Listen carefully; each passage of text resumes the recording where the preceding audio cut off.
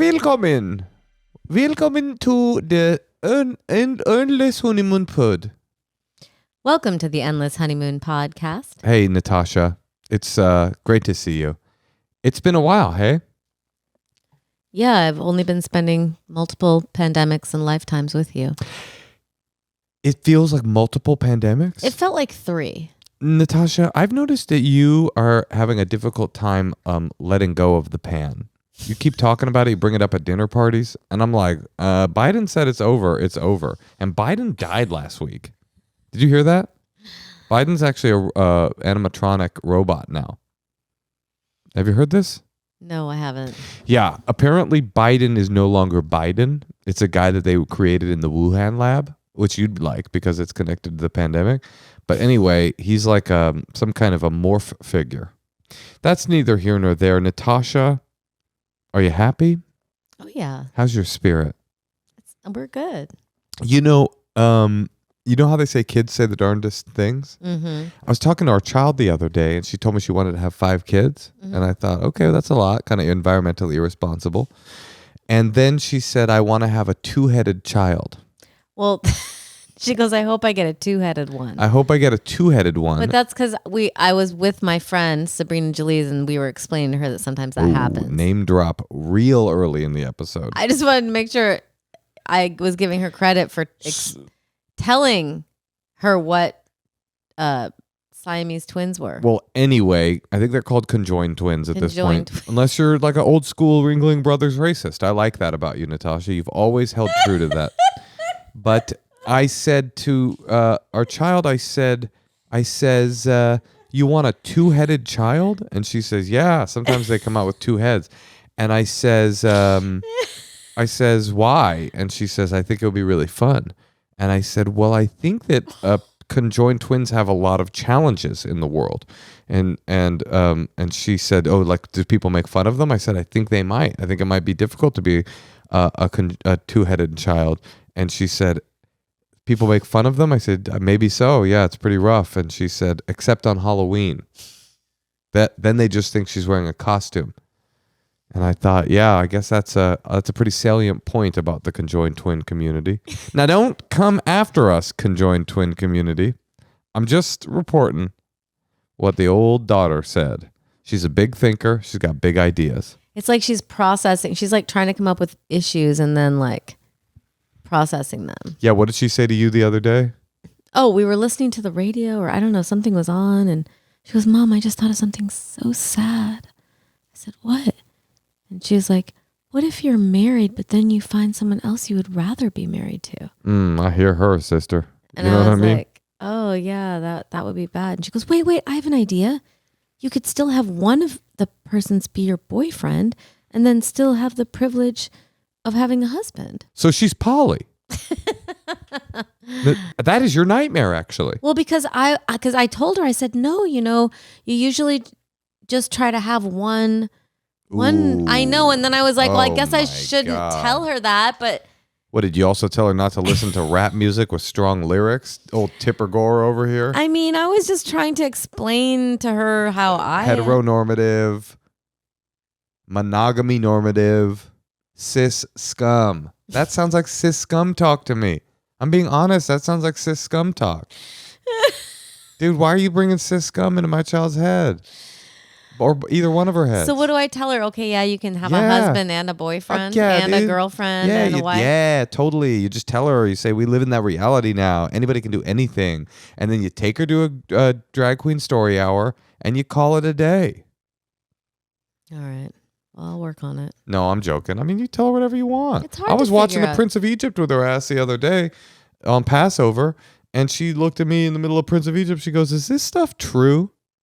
And I'm like, damn, like as a Jew, I know I'm supposed to be like, yeah, this animated biopic of Moses by Steven Spielberg's DreamWorks is true.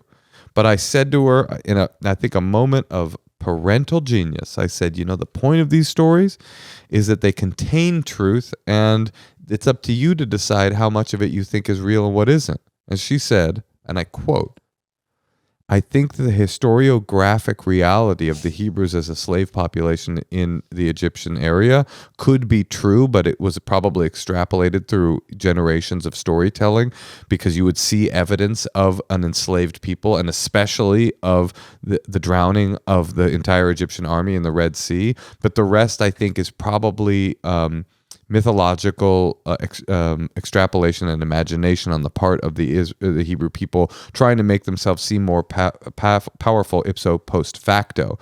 And then she said, I still miss Ruth Bader Ginsburg's strong hand in the Supreme Court. And she said, I'm in the Kamala 2024. That's a direct quote. All right. Well, speaking of Kamala, we got her on the line. why don't we take a call, Moshe? Would you be fucking freaked out if our first caller was Kamala from Washington, D.C., and it was the vice president of the United States? So Kamala's daughter people are saying she's like hip and cute and like has style. She's like a model or something? I'm not sure. I think she's like a model. I don't think we've had any like really like stylish dressers in the White House. We have. Weren't Sasha and Malia? Aren't they cool that one of them wrote on like Atlanta or something like that? You know who was a good dresser? Who? Jenna Bush? No, I can't say it. Who? Oh, Melania? Yeah. Shit. I don't even care. Isn't that what she had on the back of her costume or whatever? She dressed like a countess. I just like when women can are tall, like Heidi Klum, like whatever she puts on. Like those women just need to put on capes and they just look cool. I remember when the talk about slut shaming Melania was big talk, because I remember I posted some picture of Melania in 12-inch stilettos and her fully nude breasts and were showing, and I was like, I cannot believe I'm looking at the breasts of the first lady. And then all these people were in the comments like, we don't need to slut shame her. I'm like, it doesn't have to be slut shaming in order to realize we have gotten to a surreal point where we are ape of media and internet connectivity, when you are looking at the nude titty of the first lady. The titty of the first lady, that's a first in history. But you know what else is crazy? I didn't see Barbara Bush's fucking box, that would have been nice. Old gray fox, she got a gray mink between her legs. I would have loved to have seen that. You think I wouldn't? You know what's crazy is... Can you imagine Barbara Bush spread eagle in the Oval Office with Hustler taking photos? Larry Flint's got a cigar in his mouth, chewing on it. Yeah, Barbara, spread them. I mean, I don't think Barbara ever was trying to be some kind of minx. I mean, man, that would be cool though, wouldn't it? But you know what's crazy is when I would make fun of Melania, everyone was like, "Don't slut shame her." Mm-hmm. But then when I said she could dress, everyone said, "Oh, don't ever say that." Don't compliment her. Yeah, you have to maintain a neutral gaze upon Melania. Yeah. Well, people say, "What do you think of Melania?" Well, you're supposed to say, this is what you're supposed to say. Ask me what I think of Melania. What do you think of Melania? I think it's awesome that she posed nude, but everything else about her I find racist. All right, we're going to do a call. First up on the docket here at the Endless Honeymoon Podcast is Carly from Wisconsin. She's going to have an accent for faux show. You think so? Moshe's friend was texting him FOSHO, and I was like, what is faux show? I was driving and I said, Natasha, can you read my text? And she writes back, he said faux show? I said, you mean for show? I think it means for show. All right. Well, Natasha, you are so out of touch. It is cringe. It's cringe. It's like hard to talk to you sometimes because I'm like, who is this boomer? And I live with you. I got some new slang, by the way. Have I told you guys about this yet? Catch hands? Riz. Do you know about that? What's Riz? Hey, Carly. What up? What's up? Hey, do you know about Riz? No. You don't know what Riz is? It's when you got like, flirt game. Like when you're like flirting and you're good at it, you got Riz. And it's short for charisma, but it's all the rage of the young people these days, Carly. So I would add it to your slang repertoire. If you ever say that in a sentence, Moshe, I will divorce you. Well, I won't ever say it in a sentence. She got Riz. I won't ever say it in a sentence because if I have an experience that contains Riz, it's probably not appropriate to share with my wife. I was at the club last weekend and this girl, Carly, I was at the club in Madison last weekend. This girl, Carly, came up to me. She's spitting all this game. She's got all this Riz. I couldn't resist her. You know, You couldn't resist her. Resist. yeah. You guys are on the same wavelength over here. Carly, how's Wisconsin? You guys won the Supreme Court. Congratulations. Or maybe you didn't. Thank you. Maybe you're on the Thank other you. team. We don't know who you were voting for. Yes, you do. Yeah. Okay. Good. I mean, you can probably guess if I am listening to this podcast, but You have a map of the world behind you, and I know that conservatives don't like the world. They think that it's Yeah. globalist to look at different areas of the world. So America first. Yes, thank you. Actually, it's a map of Asia from Even worse. like 10 or something, but Even worse. We don't want Asia at all. Hey, you know who's got a lot of riz though? The United States of America. That's right. What a country. What a country. Carly, how can we help? Okay, so I'm having this really weird issue and I don't know if I have a leg to stand on. It's not a like romantic issue. It's more of a work issue. So I am an elementary art teacher in a really tiny town. I have a little like notepad that I need to look at just in case. But he's driving me nuts. And he uses school for his own self-promotion. And it really bothers me. And recently he kind of, it was the straw that broke the camel's back, I guess. Like he's also an artist in his own like realm. And I don't know, like he uses the school to just like promote himself in a weird way. And I don't feel like it's right. He's your coworker? Yeah, he teaches third grade. Now, let me ask you, how much juice can you get on a self-promotional arm at a small town third grade classroom? That's just it. I'm just like, what are you doing? Like, why are you using this? What is he trying to promote yourself? Like, I feel like I'm going crazy. He's like, hey, Tyler. Hey, Connor. Hey, Isabella. If you guys like some of these crazy prints that I made, check out my Insta. Wait, he's the third grade art teacher? No, I'm the only art teacher. He teaches third grade. Is he promoting? What is he promoting? His art? Yes. Can you give us some examples? Sure. He paints, and he also does some, I don't know how to describe it. Like he does art where you screw nails into pieces of wood at different depths to like create a picture, which sounds interesting, except it doesn't look good. Like that's the rub. Like his art looks terrible. Well, wait, hold on. I'm curious if you can give some examples of how he's self-promoting in the third grade classroom. What is he doing? And then also I'd like you to tell me his Instagram. We'll cut it out. We won't allow this to be a platform for him either, but we'd like to look to see it. I would never give that away. I don't even know if he has one. All right, fine. Okay, what does he do to promote himself? Okay, so he will throw like school events and give away, like he'll raffle off like a piece of his art and make like a big deal. Or like he will, if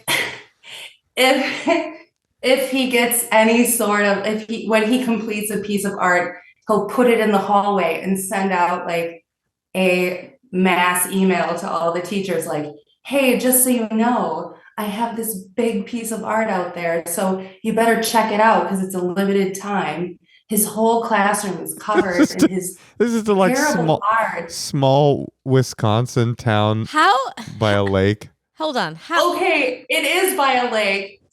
Well, hold on. I haven't like fresh water. I'm not saying there's anything wrong with Wisconsin. Wisconsin's cool. I'm just saying like these are small. We're in small potato country. I have a very important question. Okay. How does he affect you?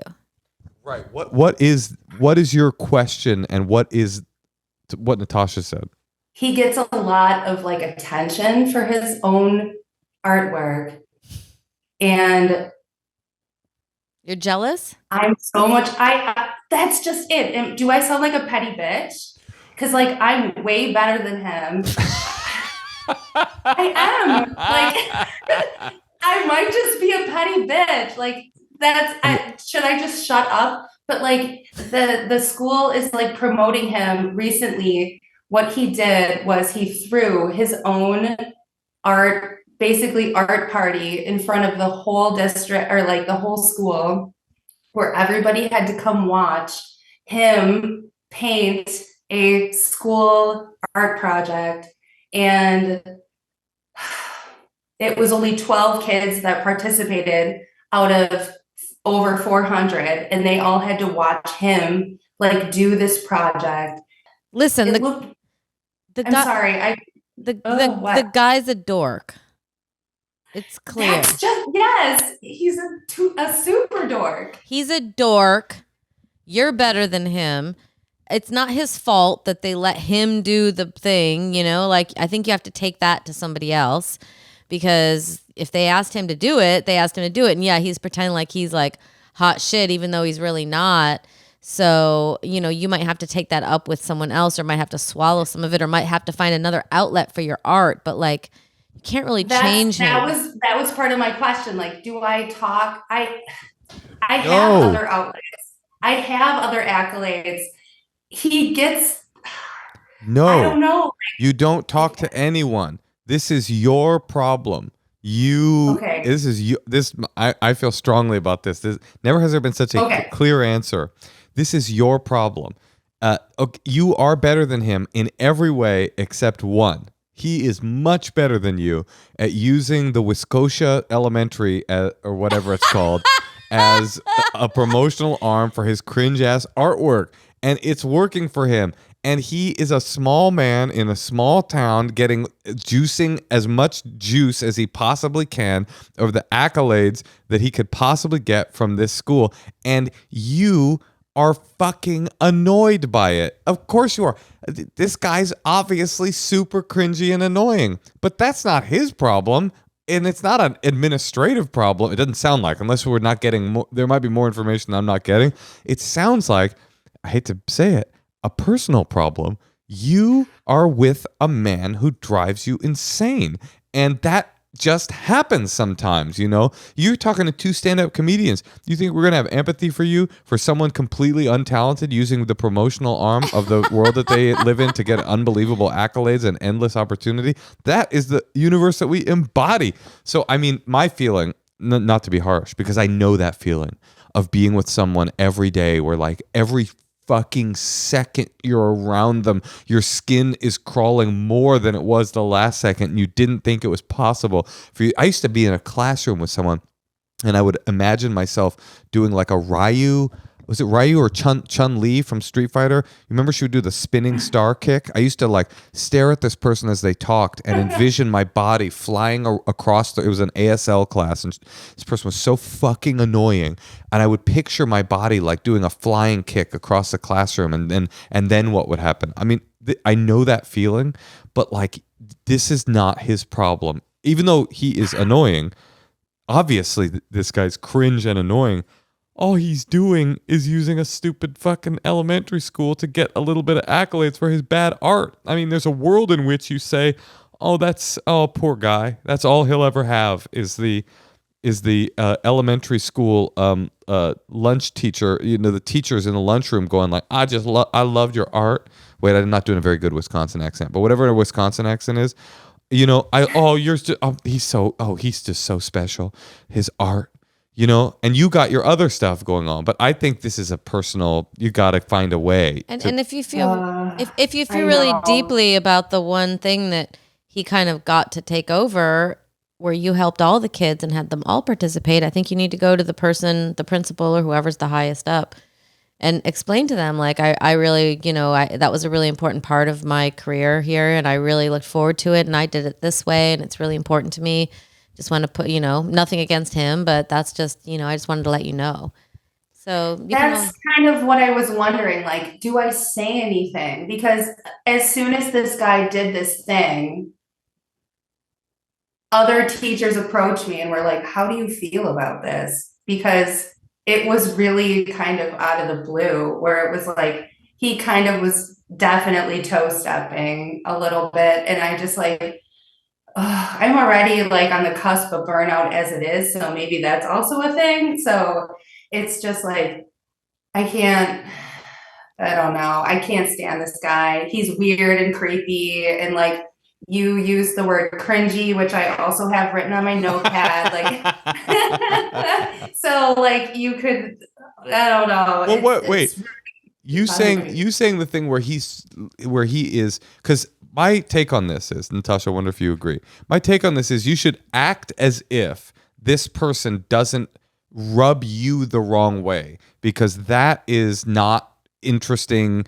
It's interesting information for you, but it's not interesting information for how to make decisions. So you should not factor in this guy fucking sucks in your decision making, because then you get into like revenge fantasy. I want to take this guy Right, down. right. So you say, okay, what if this guy wasn't like the most annoying human being on earth? What if he wasn't a terrible artist, but he was still participating in these specific actions?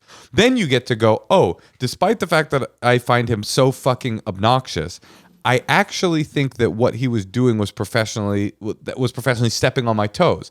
If this person was cool and doing these same things, here's how I would act. And then that's how you act, I think, right? So if he's actually stepping on your professional space, of course it's appropriate to say, I would always say something to the administration, not like, that dude just did this thing and that sucks and I want to do this thing, because Yeah. you'll just look jealous. You I know, know, that's just it. I don't want to be too emotional. I don't want to look like a jealous bitch because I don't have anything to be jealous about. Here, Because, like I said, can I teach you something? Whenever you talk to these yes. people, don't ever say, I just want to make sure I don't sound like I'm a jealous bitch. Just take jealous bitch. My principal, okay. Well, I don't know. You know why, though? She might, though. I not don't know. only is it unprofessional, but to Natasha's credit, anytime you're saying that, the person listening goes, oh, you're a jealous bitch? Oh, I didn't even, Yeah. oh, I guess you're a jealous bitch. I didn't even realize. It's true. I get it. I mean, I get it. So the vibe for me would be, if he's actually, that's difficult when you're in the midst of a suffocating resentment, which is what you're in the middle of. It's like a I can't breathe type of resentment. A resentment so profound that it feels like it's wrapping its tentacles around you. It's very difficult to not use language if you do say something that sound like, this guy sucks and he shouldn't get these opportunities. But what the vibe should be is not, hey, he did this thing, that's my thing. It's just so you know, this thing is really important to me. I really want to keep doing these things, and I want to make sure I have more opportunity to do that in the future. Not, I want to make sure he doesn't have the opportunity to do it, but it's important for me that these things still happen for me, right? Am I right, Natasha? you're right, honey, as always. Oh, thank you, dear. Are you not from the small town? I'm not. No. And I don't have a lot of connections. No, it's coming through so with clearly. who I work with. Are you from the city? Where are you from? Where'd you grow up? Well, I did grow up in a small town, but my formative years were in Milwaukee, which I know that's not. No, I'm just saying you have the vibe of a person who has had the experience of a city level of I mean, this is like a Christopher Guest movie almost. It's like you've got the vibe of a person who has the experience of big city art and life and actual culture coming into this tiny little town by a lake where they're manufacturing cheese instead of doing home ec. And you're like, you have this like bumpkin artist who like looked at a few TikToks and is like, I figured out spray paint as a medium. And now you're like, you're like trying to peel your fucking skin off. You're like, are you fucking kidding me? I was shown in Milwaukee, and like the truth is like, this dude is just a fucking bumpkin, and you need to treat him as such and not let some fucking just spiky haired gelled guy that gets an untucked shirt from the Sky Mall when he flies on Southwest to get into your brain and occupy your head, as the kids say, living rent free in your head. You just got to find a way out of this resentment. To be honest, that's what's going on. You resent the guy. That's a personal problem. And can't you just avoid him? Like, how often do you have to talk to him or deal with him? I don't talk to him very much, but every time that I do, he says like weird ass shit. Like That's part of why I can't stand him. And it was even before he started doing this like weird art shit. He, You know what he's doing right now? no. He's screwing a screw into a wood panel and loving life. He's fucking free. He's He's cracking. hating life. No, he's He's screwing the crack. screw and hating He's it. cracking open a Mike's Hard Lemonade and eating a block of cheese and fucking looking at his art and thinking, "Fuck, I'm a genius." You think And he's like putting on Steely Dan? yeah, he's out there. Hell yeah, he's in his garage with Steely Dan blasting. He's just cranking back a couple of Mike's Hard Cranberries, and he's Oh just my painting a God. painting and just having a good life. And you're on a podcast, unable to stop talking about how much you fucking hate this guy. And the problem, even though he sucks, the problem is you. You're trapped in a resentment. You got to get a way through the resentment because it's going to fucking drive you nuts. And Break then, free, honey. yeah, I mean, who's this guy? If he's that shitty, why are you thinking about him so much? Maybe he's got Riz, and maybe you're slightly in love with him. I'm joking. I know you hate the guy's guts. I think the truth is, if you were in AA, and I spent many years in AA, I would say you just got resentment. That's all there is to this. This is so simple. You resent this guy. You got to get a pen and paper, write down every single thing that you hate about this guy.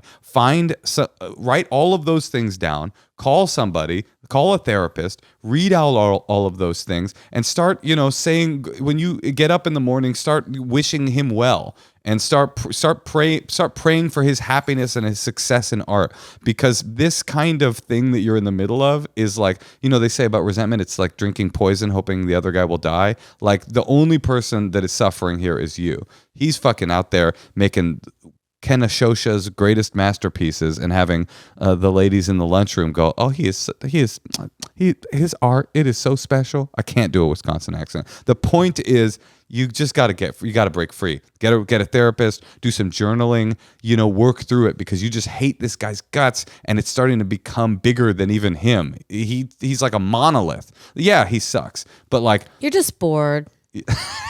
maybe Milwaukee. It's true. That is true, Natasha. I am quite bored. Like, I've been thinking about this a lot. Like, what you're saying about this guy being a monolith, I'm not giving him that much credit. No, that's not the problem. It's more like he's kind of just taking away the only like thing that I have That's so bullshit, enjoy Carly. about my job. Like, so there is underlying stuff. Wait, you're saying about, like, you're saying because he is so awful, you can't enjoy your job, or because he's getting accolades for things you used to do, he's stealing that from you?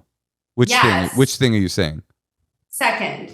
That's bullshit. He isn't taking anything from you. He's not. That is a. I don't often get this He didactic. took her opportunity. No, he didn't. He created his own opportunity. Even though it was an awful opportunity, he didn't take away your chance at being a great art teacher and being a great artist and doing your workshop thing. He didn't steal anything from you. He did a thing that seems similar to yours. Yeah, I'm not saying he's doing the ethical thing. What I'm saying is, from a personal spiritual framework, the idea that someone else doing something removes something from me, I don't think I buy that. I think you still could do. Am I wrong that you could still do one of your classic? I mean, it's there. You're right. There is nothing stopping me from doing it, but it's like, I don't know, something about like the way that he's praised for it. And because I've done it so often that I don't get the same, like, I don't know. Like, I understand what you're saying, but praise is not finite.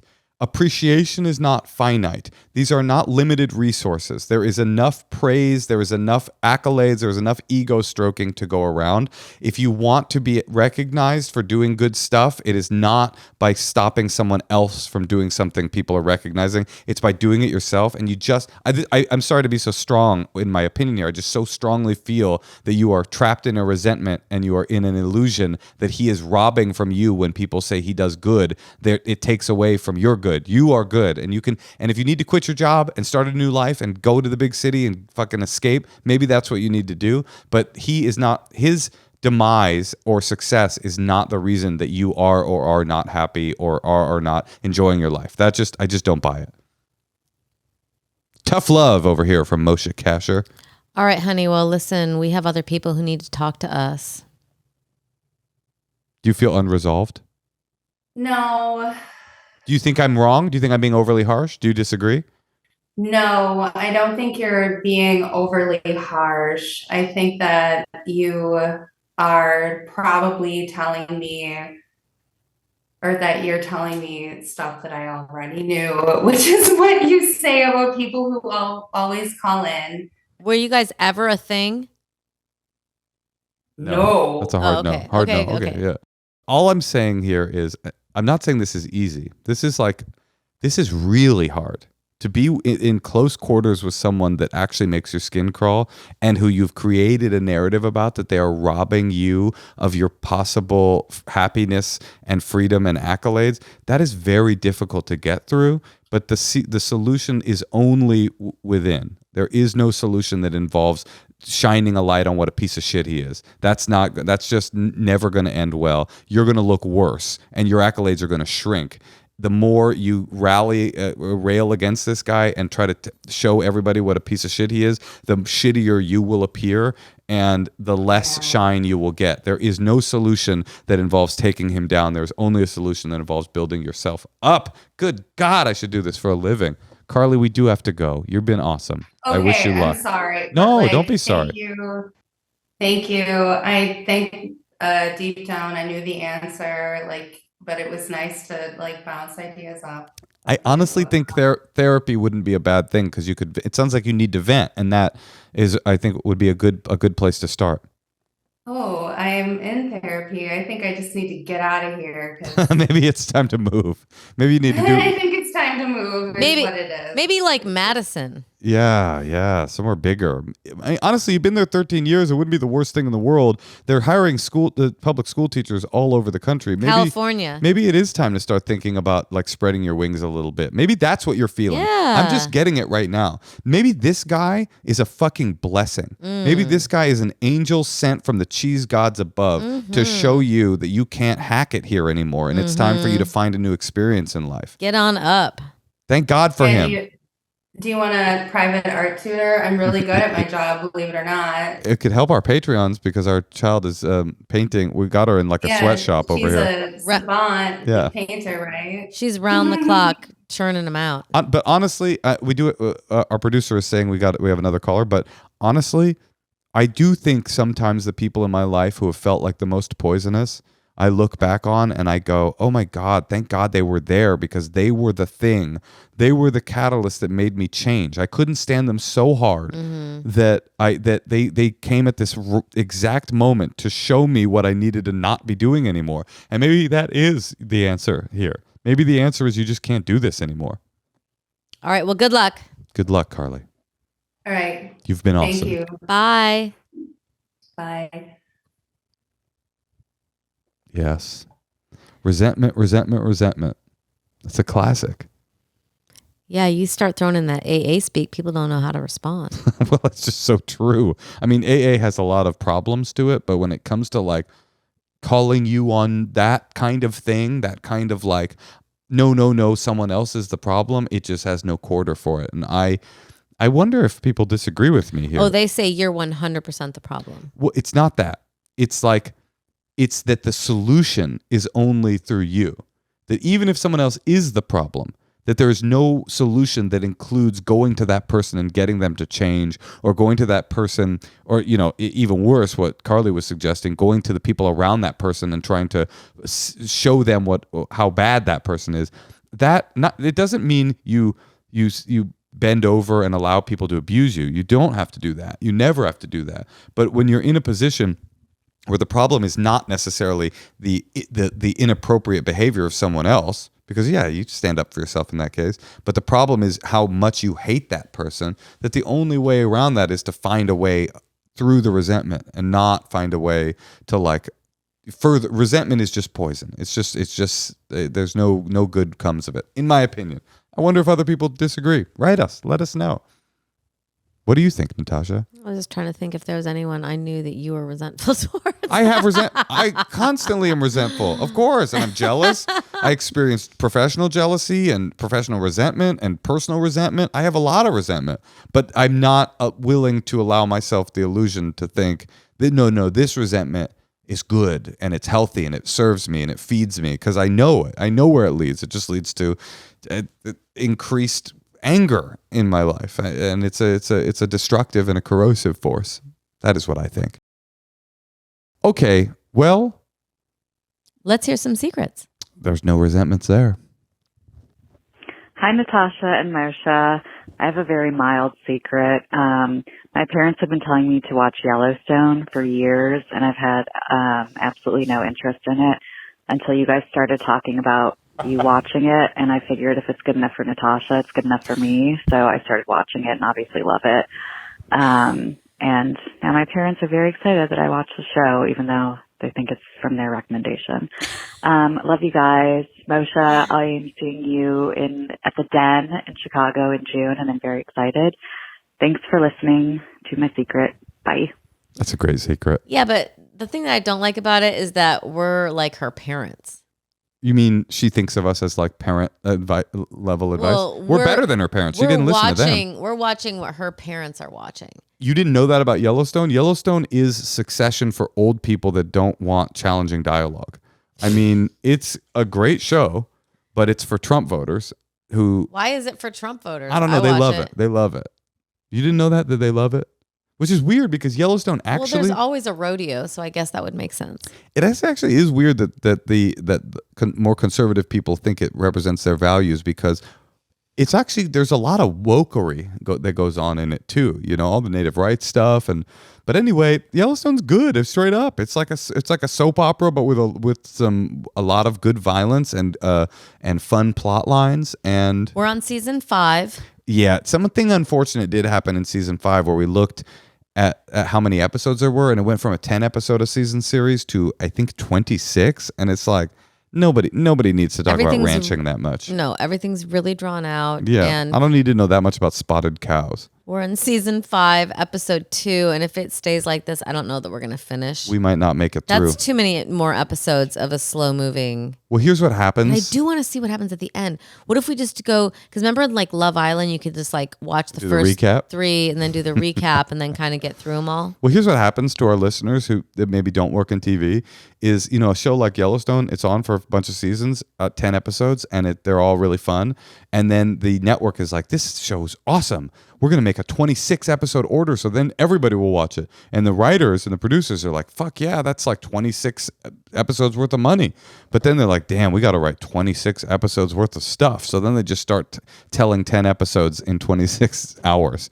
They're just like, what if for one episode, Kevin Costner just rides a buffalo the entire time and he eats jerky? And that's what the episode's about. But we do have to watch when Matthew McConaughey takes over for Kevin Costner. That I think was just a rumor. Okay.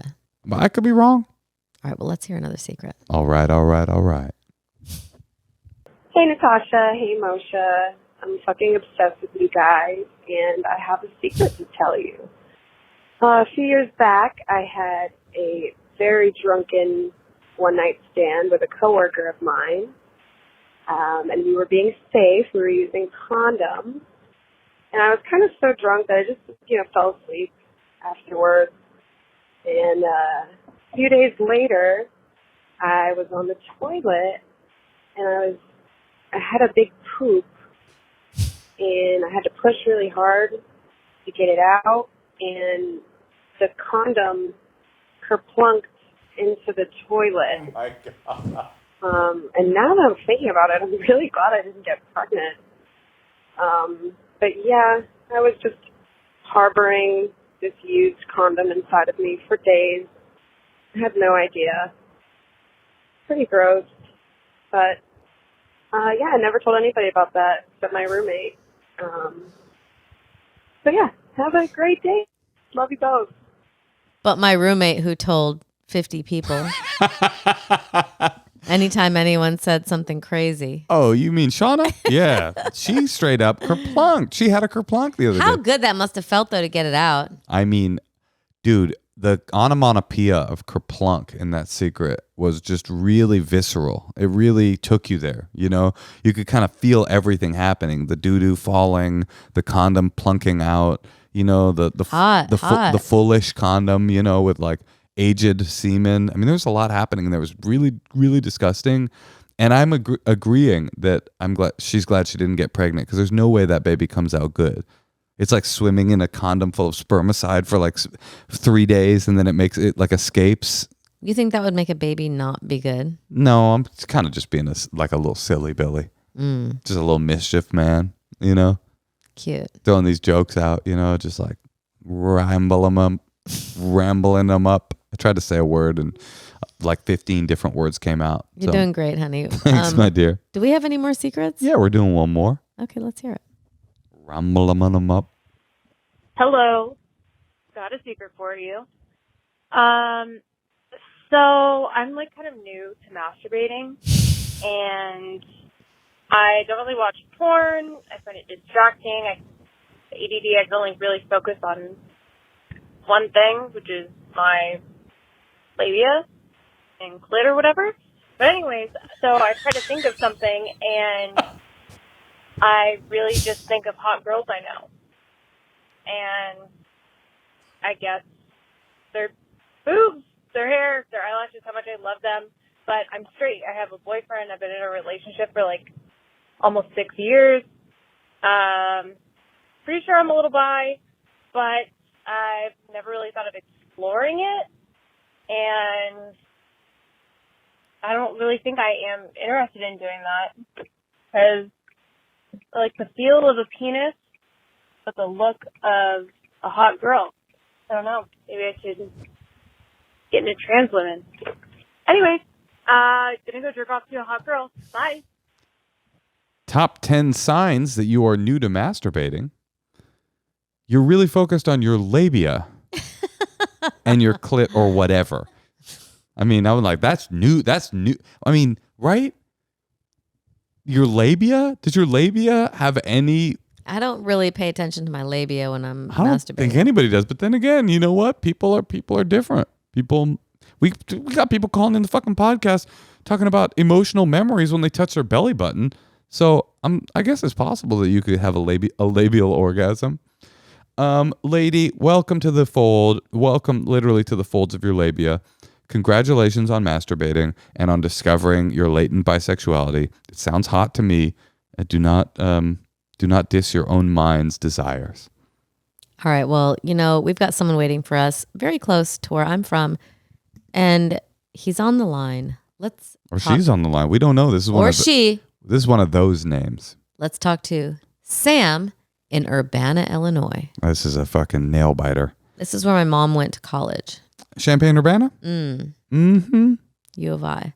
I went to ISU in Bloomington Normal. Oh, gosh. You're tuned into Illinois Talk, where we discuss the various geographical features of Illinois. Sam. Ooh, it's a boy. It's a boy. We didn't know. Tricked ya. Yeah. No, she thought, but then I corrected her because Natasha's a bit cis-normative, and but she was right. I've learned. In the end, she was right. What's up, Sam? Well, my wife and I have been trying to get pregnant for over 2 years. About a year ago, we found out that it's my problem, but we haven't found out why up until last week. So this whole time we've been going through tests, getting nut samples as the official terminology goes, and a whole year of this fruitless busting before we actually figured out even that it was my problem. And now finally we know 2 years in what the deal is. So I see this doctor, quick examination, easy for him to diagnose. Turns out it's the first hit on Google. So this whole time it was actually very easy explanation. Basically, I have grandma veins leading to my testicles instead of regular veins, and these are reversible with surgery. So this kind of brings up the conundrum. What's a grandma vein? You mean it's just like old and the little spermies aren't getting through them? Oh, it's just like a thin old nasty ass varicose kind of. I got it. They're like those gangly, lumpy. Yeah. Okay. Yeah. If you've ever seen a maybe not everybody's grandma, but my grandma's ankles. I've seen my grandma's testicles, and they sound very similar to what you're talking about. Yeah, that's the problem. I have a grandma's scrotum. Got it. Okay. So what's the question? So in the meantime of all this going through testing, we started IVF, and we've been super lucky. and we got pregnant on the first try, and we got so lucky that we have 4 extra frozen embryos. Cool. And the conundrum is basically, what do we do with those extras if, in the best case scenario, we don't have to do IVF again? Because the options are basically, do you donate them, or do you dispose of them, as they say? Do you have a kid yet? No, she's pregnant. So you're like calling to see what to do with the leftover eggs? Uh-huh. Well, Natasha used to do a great show with called Rat in the Kitchen with an amazing chef named Chef Ludo Lefebvre. And you're, I think, missing out on option 4. Or, you said you could, which is, he used to make this really special omelet with white pepper and That was a so chèvre good. cheese or whatever. The black pepper. Black pepper. Oh, it was really white pepper. You put white pepper in it, but it's the cracked pepper Boursin cheese. Oh, that sounds so good. So what I'm suggesting is there's a 4th option, which is a little bit of a human omelet, like a nice embryo, an embryo snack, a little bit of antipasti. So what do you want? What is the ethical dilemma you're experiencing? The problem is, it feels like it's kind of heartbreaking to get rid of one when you can imagine, like, as we've seen in ultrasounds, what one can become. Also, it's been suggested to me that there's a need for embryos. I don't know exactly what the embryo market looks like, but there's like some sort of a demand where people accept them as donations. On the Silk Road, you could sell one for, I would probably like a 0.2 Bitcoin. That's true. Maybe we should get a hold of these frozen embryos and put them in our freezer. What do you think, Natasha? Well, I think first things first, I think you should wait until you have a kid. And I think that you should wait and see if you feel like you might want to have another kid. And you might have to pay to have them stay there. And it doesn't really seem like a decision to make now. Yeah. I agree completely. Like this need for donation will 100% be there 5 years from now. And it is very likely, it's very possible, I should say, that in 3 years after congratulations, by the way, on getting pregnant. That's awesome and exciting and so Thank cool. You. And it's very possible that my guess is 3 to 5 years after you have your child, you are going to know that you want another one, or know that you do not want another one. And that is the time to make this decision, right? Yeah. Just seems obvious. So, but the thing is, if I get this surgery that reverses the grandma veins, then we won't need to do IVF. So we could do it naturally. So we wouldn't need these frozen embryos. And so. But what is the event? Wait, I'm sorry. So the doctors are trying to make you do it right now, even though you have these grandma veins? They're not trying to make me do it. But they're telling you to not use these 4 embryos. They're advising on that, right?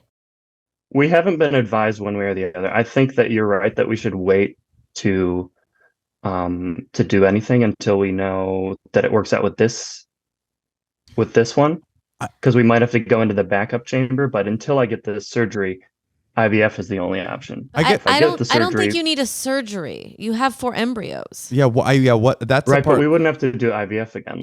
Like Natasha, you froze your eggs, right? Hold on. Why would you have to do IVF ever again, no matter what, since you have 3 hot, fat, non-gramulated embryos that are fertilized sitting in a freezer, a deep freeze somewhere? Why would you have to either do surgery or do IVF ever again? Are we missing a part of this story?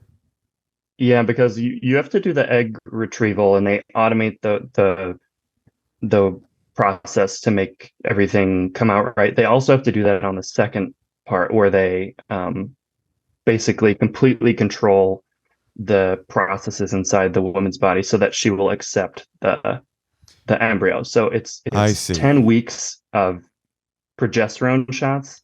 Oh, you have to do the shots to take the embryo as well as to try to get another egg out. So we don't have to get another egg out. The embryos are there, and that bypasses that process. I think I understand that. But they have to do the embryo transfer, so we'd have to drive 2 hours each way to go do that. Not the biggest deal, but then it's daily big painful butt shots. Yeah, I It would be remember. nice to avoid that. I can't get into all the details of what your particular situation is, but I will tell you one big piece of advice is that the doctors will try to make you keep doing whatever dumb thing that they're suggesting, like IUI, or like, we'll squirt with a baster when he's at the, improv in, Boston or wherever he's doing his shows. And then, then it still doesn't happen. They kept telling us like, oh, that's your savings account. Don't go into those embryo. Keep spending money doing it this way. This is your last chance. You're almost 40 now, so you should definitely like try to do this. Meanwhile, I should have just like used the ones that I froze from when I was 37, but they kind of talked me into spending all this money this other way to try to jumpstart my ovaries presently and use that for a backup. So that's just the general advice. But so, okay, I think I understand now. I was a little confused about the choreography of this. You have two options ahead of you. She's pregnant currently with an IVF embryo, which is an abomination before God because it's supposed to be done in the traditional style of doggy. But that you didn't go that way. She's pregnant right now. You have 3 embryos in the deep freeze. And for the future children that you may have, the option is either for you to do a procedure, which is a surgery that will then allow you theoretically to have children naturally, or for her to have to suffer through the progesterone shots and go through the procedure of once again using one of these embryos. So it's like, who will suffer now is kind of the difficulty, and how what is the thing to be done with the embryo should you decide to make your grandma veins young, supple, and hot again to eject a hot load. I think I understand. And I it's more the second half, because I definitely would want to do the surgery, and she would support that too. And the surgery doesn't seem risky, so it's more of the other dilemma of like the donation or destruction. Well, once again, I think do the surgery, start busting those nuts, and you may find, how old are you and how old is she? 28 and 29. Yeah, so you'll probably be fine, but you may find that other complicated. I have a truck. I've got my 2004 Chevy 2500 HD with a camper. It's my baby. I care about it more than I care about my wife and daughter. I'll tell you that right now. Well, I had to get it smogged the other day because of a weird snafu at the DMV. And I took it to the smog guy. And the smog guy said, yeah, you got your check engine light on, and that's an automatic fail. But I see what the problem is. It's this. And then he said, but here's the thing. Sometimes when you fix the problem, other problems that the smog check light wasn't registering because the main problem was there, they pop up. So I did a $800 repair, and I got my car back, and the fucking check engine light was still fucking on. And he was like, yep, just like I thought. There's all kinds of other problems. And then I had to do a weird thing that was illegal that I won't tell you about to get my car registered again. But the point of it all is you just never know. So you could get the grandma veins de-grandma'd, and then you still don't get pregnant for whatever reason. And then you go, damn, I donated all these embryos. What were we thinking? Because I thought I could bust these fat nuts, and I'm still just dribbling drops. So you might, I would say, still, even though your situation is a little more complicated, it's still a decision to make 2-3 years from now. That's what I think.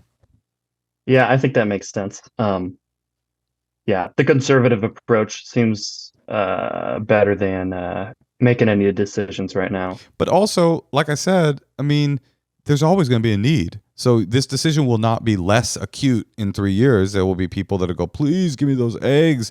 I want those hot eggs. I want to have my son someday have grandma nuts.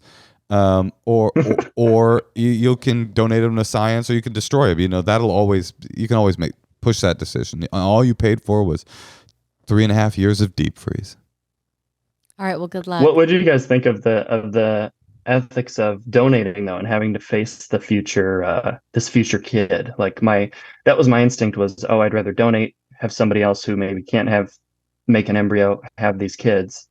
But then my wife's instinct was it would be complicated and probably difficult to face these kids if they feel any sort of rejection.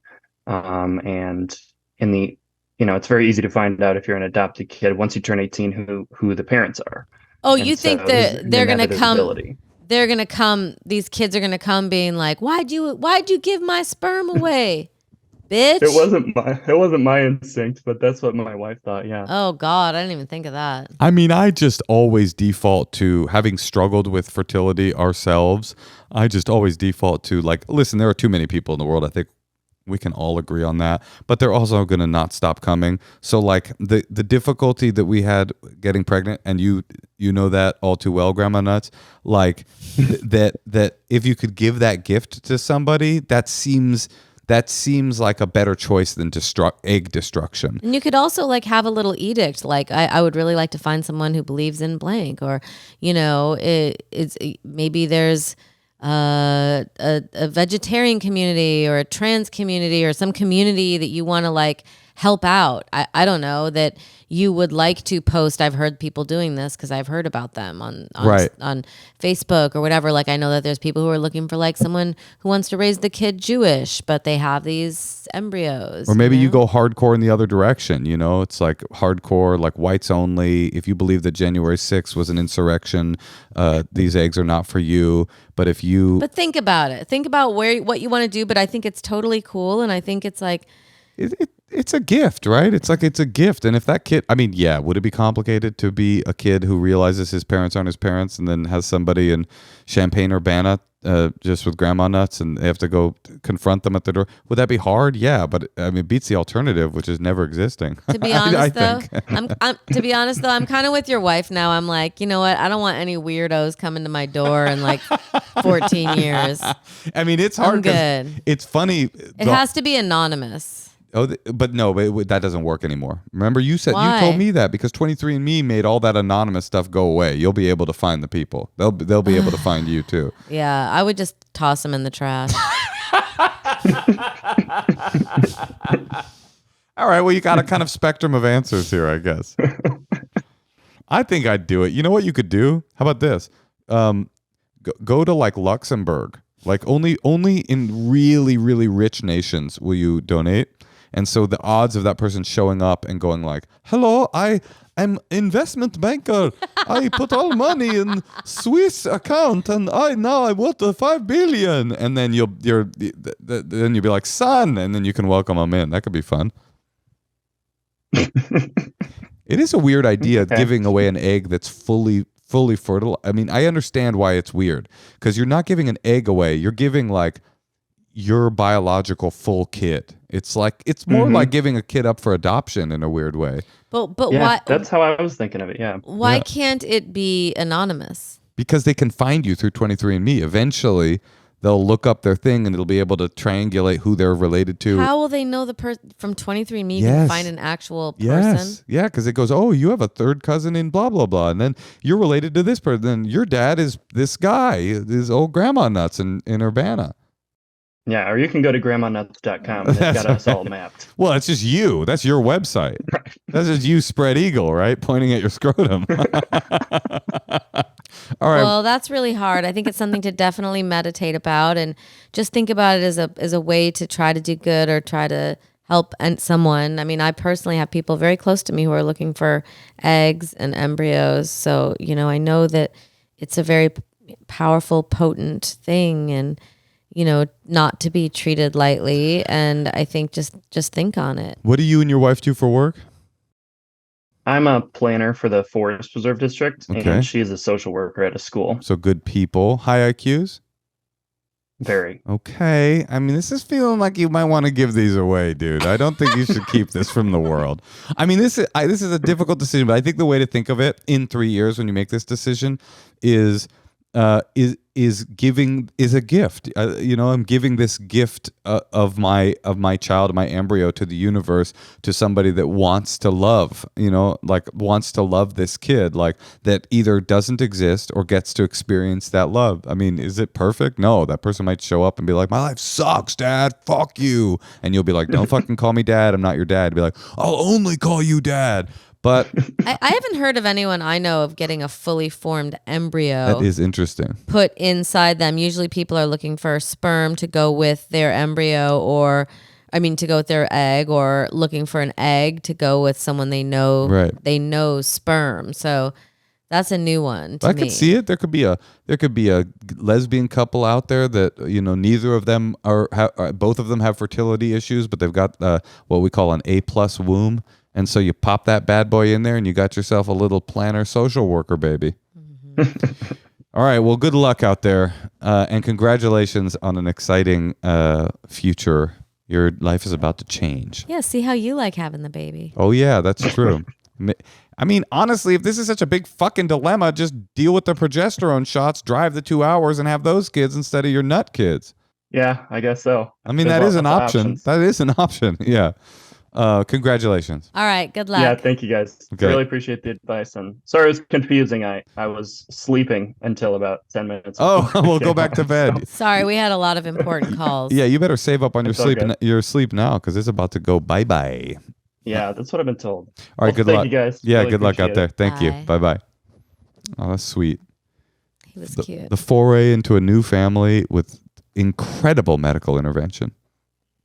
Good for them. Good for us. We only have a child because of medical intervention. I know. That's I mean, we pretty would just be amazing. straight up not having a lot of intros for this podcast if not for the advent of medical fertility technology. So if this were like the 50s, I wouldn't have been able to have my Nah, kid. you ain't having no kid. We would have had to kidnap somebody. We'd have had to buy a Cadillac, drive to a playground, and look for a lonely kid.